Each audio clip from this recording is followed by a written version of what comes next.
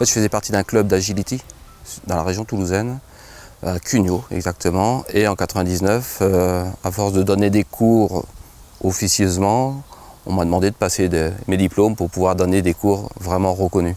Donc en 99, j'ai passé un diplôme d'éducateur canin premier degré.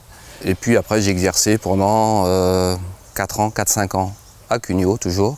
Donc c'était un club d'éducation canine et on faisait également de l'agility. Donc au fur et à mesure qu'on a avancé, on avait aussi des cours de mise à niveau au niveau comportementaliste. Voilà. Et après, je suis arrivé en Ariège. Et là, en Ariège, il y a eu la continuité avec la création de l'école du chiot. On est dans l'éducation. Le dressage, c'est, on va dire, la vieille école.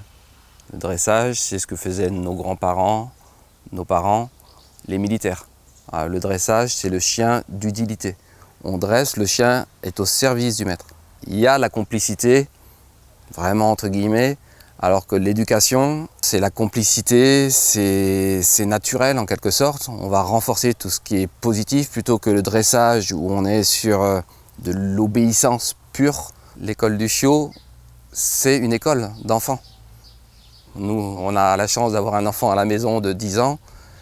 L'école du chiot, le principe, c'est le même. Et c'est le premier cours de tous mes nouveaux élèves, c'est toujours le même langage. C'est-à-dire qu'on arrive un quart d'heure avant le début du cours. Dans une école, si on arrive à 8 heures pour commencer le cours, la maîtresse, elle n'est pas contente. Voilà, parce que les enfants sont dissipés. À l'école des chiots, c'est pareil. Ensuite, on fait un peu de cours, une demi-heure de cours, et je mets les élèves en récréation. Donc la différence entre le dressage et l'éducation, le dressage, un cours de dressage, c'est 1 heure de cours en laisse.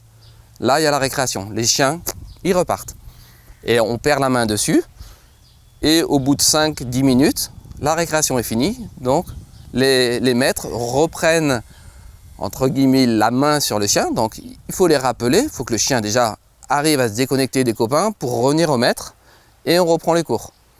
Et à la fin, on finit toujours, que ce soit en cours, et c'est le message hyper important, comme à la maison, par quelque chose de positif. Si le chien se fait gronder à la fin, il retiendra. S'il retient la caresse, la joie, la posture, c'est que du bonheur et du positif. Toujours pareil, le positif. On éduque le maître. Le maître, on apprend au maître à parler chien. Voilà, donc moi, comme je dis toujours, mes plus belles formations, c'est à la maison quand j'ai des portées. L'Alice, quand elle a les petits chiots, elle travaille depuis tout petit. Donc pendant 2 mois et demi, les chiots sont éduqués par la mère. Et on les voit faire et c'est là qu'on apprend. Enfin moi personnellement, j'apprends énormément du comportement de la mère, ce qu'elle fait pas. Et ça, les chiots obéissent, ils sont éduqués à la sortie. Après derrière, ils arrivent dans les familles. Et là, les maîtres savent ou pas parler chien. Le savoir-être, ben oui, c'est savoir être avec son chien. Plus on est avec son chien, plus on communique, plus il y a de la réciprocité au niveau de l'obéissance, au niveau du partage, au niveau de tout ça, quoi. C'est que du bonheur, quoi. Si je reprends l'objectif initial, c'est pour les vétérinaires.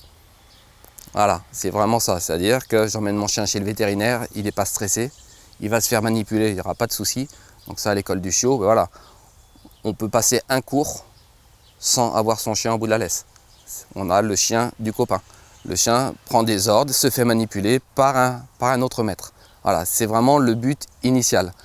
Par contre, derrière, ce que je dis souvent également, c'est de ne pas rentrer dans la société avec un chien et que ce soit invisible.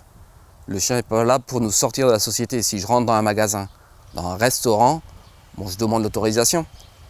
Mais il faut que le chien soit là, qu'on reparte, personne n'a vu que j'avais un chien. Une réunion de famille. Vous arrivez avec vos 3 chiens.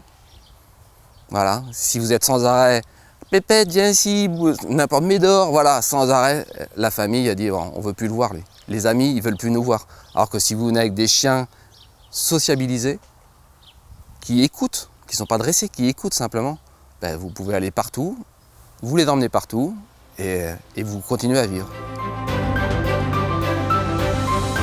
Bien sûr, le chien, voilà. Aujourd'hui, ce sont des chiens de chasse que j'ai eu des chiens de compagnie. Ce sont des chiens de chasse aujourd'hui parce que je chasse. Et en comparaison avec, parce que je chasse donc, mais avec l'appareil photo, donc j'ai la bécasse. Et les deux ensemble, c'est magique parce qu'on a l'impression qu'ils jouent ensemble. Voilà. Donc les deux sont, pour moi les deux aujourd'hui, le setter Gordon et la bécasse sont vraiment, à cette période de ma vie, quoi, c'est vraiment mes deux jouets. Voilà.